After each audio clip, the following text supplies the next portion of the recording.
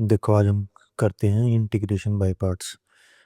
Integration by parts का मतलब है जब कभी भी इंटीग्रेशन के अंदर दो फंक्शंस की मल्टीप्लाई हो तो हम इस मेथड को यूज करते हैं। मतलब इंटीग्रेशन के अंदर दो फंक्शन मल्टीप्लाई हो तो ये वाला मेथड हम यूज करेंगे।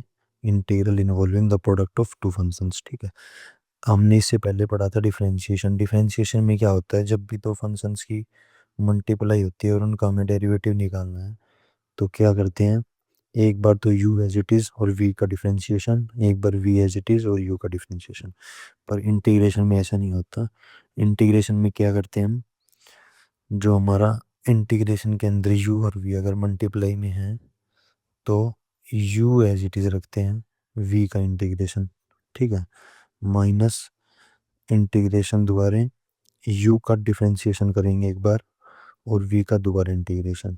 ठीक है, अब ये जो हमारा u और v है ये ऐसे रैंडमली सिलेक्ट नहीं होते, इनका एक प्रॉपर रूल होता है।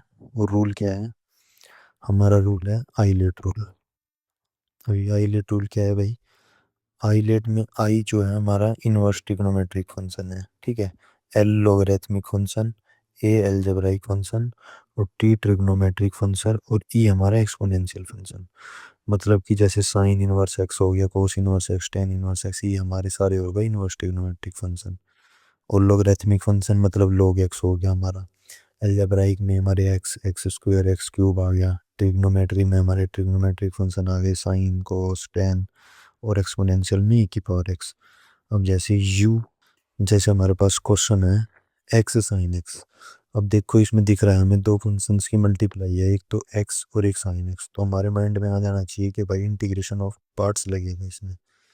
तो x हमारा एल्जेब्राइक फंक्शन हो गया, ठीक है, और साइन x हमारा ट्रिग्नोमेट्रिक फंक्शन हो गया। अब हमने देखा आइलेट है, आइलेट में कौन सा फंक्शन पहले आ रहा है, एल्जेब्रिक पहले आ रहा है और ट्रिग्नोमेट्रिक बाद में आ रहा है।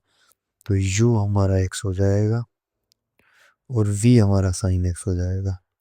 ठीक है, अब डायरेक्ट फॉर्मूले में कर देंगे हम इसका सॉल्यूशन। कैसे निकलेगा भाई, u को तो एज इट इज रखना है तो x को एज इट इज रखेंगे, v का इंटीग्रेशन मतलब कि साइन x का इंटीग्रेशन। ठीक है, माइनस इंटीग्रेशन ऑफ u का डेरिवेटिव। u क्या है, x, x का x के रिस्पेक्ट में डेरिवेटिव क्या होगा, 1। फिर v का दोबारा इंटीग्रेशन करना है, साइन x dx। और जो ये कंप्लीट हमारा रिजल्ट आएगा इसका एक बार फिर इंटीग्रेशन। ठीक है, तो नेक्स्ट स्टेप में क्या होएगा, x। और साइन x का इंटीग्रेशन क्या होता है, साइन x का होता है minus cos x, minus integration sine x का क्या होता है, माइनस कोस x। तो माइनस माइनस प्लस यहाँ पे आ जाएगा, ये हमारा हो जाएगा कोस x dx। ठीक है, और माइनस बाहर लिख लेता हूँ, x कोस x प्लस, अब कोस x का इंटीग्रेशन क्या होता है, कोस x का होता है भाई साइन x और प्लस, ये हमारा आंसर आएगा। अब जैसे अगला एग्जांपल देखो, इसको एक बार रफ कर देता हूँ मैं। अब हमारा नेक्स्ट एग्जांपल है, देखो x और e की पावर x। x तो हमारा अलजेब्राइक फंक्शन हो गया और e की पावर x हो गया हमारा एक्सपोनेंशियल फंक्शन। तो दोबारा आइलेट रूल से देखो, पहले फंक्शन कौन सा आ रहा है, पहले हमारा अलजेब्राइक आ रहा है फिर एक्सपोनेंशियल आ रहा है। तो u हमारा x हो जाएगा और एक्सपोनेंशियल फंक्शन हमारा v हो जाएगा। इसको इसमें कर दो, सिंपल आंसर आ जाएगा। नेक्स्ट एग्जांपल देखो, x और cos x। x हमारा अलजेब्राइक फंक्शन है और cos x हमारा ट्रिग्नोमेट्रिक फंक्शन है। तो सेम ऐसे ही दोबारा पुट कर दो। ठीक है, अब देखने वाली बात है इंटीग्रेशन log x है। अब log x तो हमारा सिंपल एक ही फंक्शन है, इसके साथ तो कोई फंक्शन है ही नहीं मल्टीप्लाई में। तो हम log x का जो इंटीग्रेशन है, log x, इसके मल्टीप्लाई में 1 मान के चलते हैं, कुछ नहीं है तो 1 है। अब 1 हमारा होता है अलजेब्राइक फंक्शन और log हमारा लोगरिथमिक फंक्शन।